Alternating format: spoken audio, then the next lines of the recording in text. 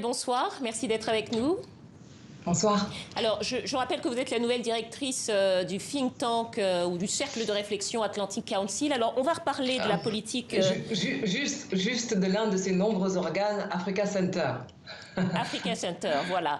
Oui. On va reparler de la politique africaine des États-Unis, mais peut-être une première question basique. Ce think tank que vous dirigez, qu'est-ce que c'est et quel rôle vous allez jouer pour eux?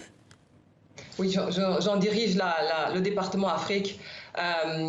Écoutez, les think tanks américains, et celui-là en particulier, différent des autres, c'est à la fois un centre de recherche et un outil d'influence dans les relations internationales.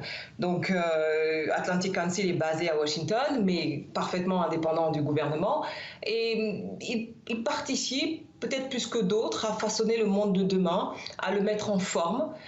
Évidemment, l'Afrique occupe une part importante parce que le département Africa Center a été le premier département régional qui a été créé par Atlantic Council.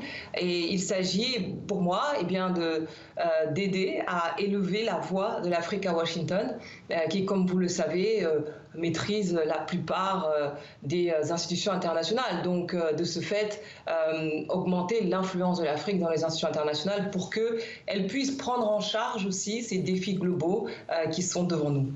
Alors justement, est-ce qu'il y a un désir d'Afrique aux États-Unis ou est-ce qu'il y a un intérêt pour l'Afrique, en tout cas de la part de la nouvelle administration américaine? Oui, je le crois. On a vu tout à l'heure Anthony Blinken qui faisait sa première tournée virtuelle, évidemment, sur le continent africain. Mais dès le départ, il avait en priorité passé les premiers coups de fil souvent scrutés aux États-Unis quand une nouvelle administration arrive. Ses premiers coups de téléphone, il les avait accordés à des responsables africains comme les Sud-Africains ou les responsables de l'Union africaine. C'est aussi la première fois, avant même son arrivée au pouvoir, qu'un candidat à la présidentielle, en la personne de Joe Biden, avait publié un programme spécifiquement orienté vers la diaspora africaine. Je ne parle pas de la diaspora africaine, américaine, mais africaine tout court. Et ça, c'est assez nouveau. Et puis, évidemment, les nominations.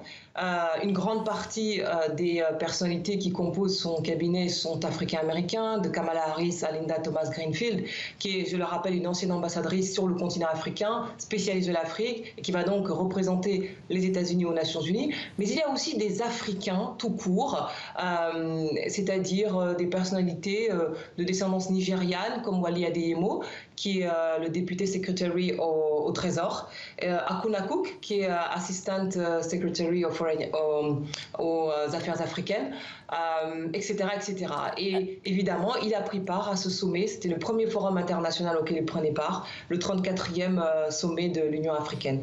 Ramayad, dans vos nouvelles fonctions, comment est-ce que vous pensez, enfin, qu'est-ce que vous pensez pouvoir apporter au continent africain pour défendre au mieux ses intérêts face à l'Europe, face aux États-Unis? Bon, je ne suis pas mandatée par des États ou des nations africaines. Je le fais en toute indépendance, mais avec conviction. Mon objectif, c'est de faire prendre conscience au monde, et ce monde qui se façonne à Washington, d'une certaine manière, que l'Afrique est la nouvelle frontière. C'est d'abord le lieu où les économies à plus forte croissance se trouvent. Et même après ou pendant la pandémie, il y a une forte résilience de la part des économies africaines. C'est la population la plus importante au monde en 2050, la plus nombreuse, la population la plus jeune pour le continent le plus vieux, une classe moyenne qui va dépasser le milliard de personnes. L'Afrique est en train actuellement de construire la plus grande zone de libre-échange au monde. C'est aussi le lieu où se déroule la grande compétition entre les puissances globales. Les États-Unis, la Chine, mais aussi la Russie, la Turquie.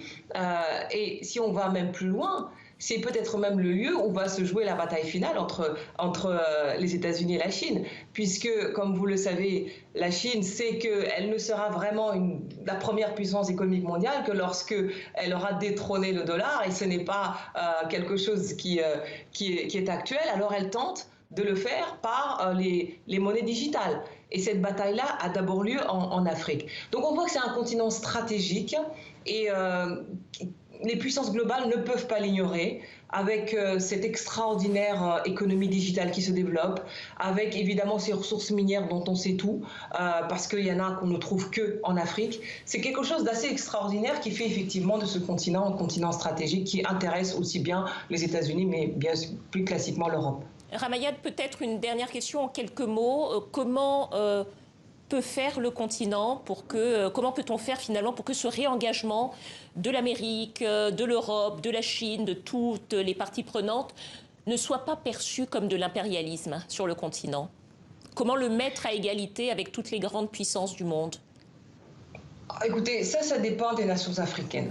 Je pense que le défi de la souveraineté après les indépendances est toujours actuel. Et il est sûr que quand il s'agisse de monnaie, d'armée, d'économie, même de manière plus basique, il y a là des défis redoutables. Mais je crois que l'Afrique a des réponses à faire valoir, des solutions innovantes à présenter. Il ne s'agit pas pour elle, au fond, je pense avec cette nouvelle génération qui arrive, qui est ultra connectée, qui n'a pas connu les indépendances, qui a grandi avec la télévision, avec les réseaux sociaux. C'est une génération décomplexée qui a envie d'apporter au monde sa part d'universel et d'apporter ses solutions. Et cela est vrai sur tous les défis globaux. Je veux dire, comment est-ce qu'on peut régler le problème d'immigration sans l'Afrique? Comment est-ce qu'on peut régler le problème... rôle, et ce sera votre rôle à la tête exactement. du département Afrique, du cercle de réflexion. Il y a d'autres départements aussi. Je voilà, suis pas, effectivement, Afrique Council. Merci beaucoup, Ramaya, d'avoir répondu à nos questions. C'est la fin du Journal Afrique. À demain.